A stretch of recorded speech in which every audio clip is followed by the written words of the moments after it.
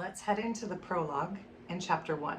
A little of the setting first. Brother Andrew smuggled Bibles to persecuted Christians in communist countries. We'll see some vocabulary words today that I want to review first. Bastion and rectitude. They come in the sentence, the very bastion of law and rectitude. Bastion is something that is considered a stronghold. And rectitude means strict observance of standards of integrity and honesty. We'll also see salient. The sentence we hear salient in is, and shouted salient pieces of information to him. Salient means prominent, striking, important, and impactful. A little cultural literacy about the Brother Andrew's story in God Smuggler and going to the persecuted Christians.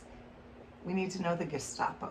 The Gestapo were the secret police organization that operated against persons suspected of treason or sedition and employs methods that held to be underhanded and terrorist. 2 churches in every town. That's a phrase we'll hear again and again, and it's because there was a Catholic and a Protestant one. From 1506 to 1648, the Dutch favored the Protestant faith, but the many years of Spanish rule produced faithful Catholics. So when we hear 2 churches in every town, it's because there was a Catholic church and a Protestant church in every town. Polderland. This is land regained from the sea through dikes and pumped out seawater. And we'll also hear about tuberculosis, which was a common disease in that time.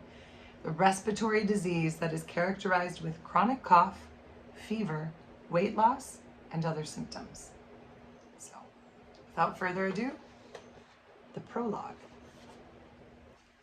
The smuggler in our living room. Without further ado, the prologue of God's smuggler. The smuggler in our living room. The slender 30-something fellow was sitting in our living room as we peppered him with questions for the book. We were writing when our 8-year-old daughter Liz burst through the front door from the school bus. It was a crucial moment in the interviews, the episode of meeting Petrov and Sophia. But whenever Liz or one of her brothers came home, that took priority with the man known as Brother Andrew. "Liz," he cried out, as he did every afternoon when she returned from school, "how did the spelling class go?" Roaring with laughter at his own question, Andrew insisted on stopping the book session for his daily walk with his young friend. To this Dutchman, spelling as a school subject was a never-failing source of amusement. "If you can speak Dutch," he explained to the kids, "you can spell it. Words are written just as they sound." Why English spelling should be so difficult seemed to him a strange perversity. Liz agreed with him heartily on this, and on everything else. All 3 of our kids were crazy about him, and Andrew, missing his own children, spent every minute he could with them. At the end of their walk, Andrew returned to the interrupted interview, reluctantly it seemed to us. He had always been puzzled out by our interest in a book project. "I can't imagine why you'd want to write about me," he had said when we first proposed it. "Who would be interested? I'm the son of a village blacksmith, never even graduated from high school. I'm just an ordinary person." That, of course, was exactly the appeal of his story. How indeed had God been able to use a fellow with a bad back, a limited education, no sponsorship, and no funds to do things that well-connected, well-endowed people said were impossible?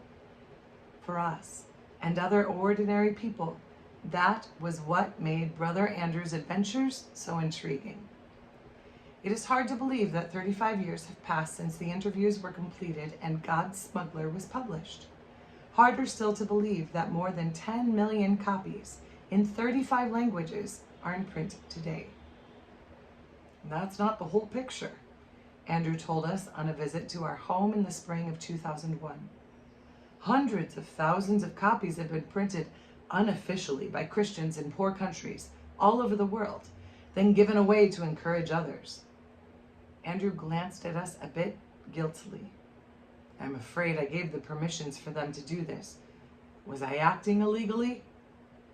Yes, but we were glad he had done it, and we think God was glad too. John and Elizabeth Sherrill, Chappaqua, New York, 2004.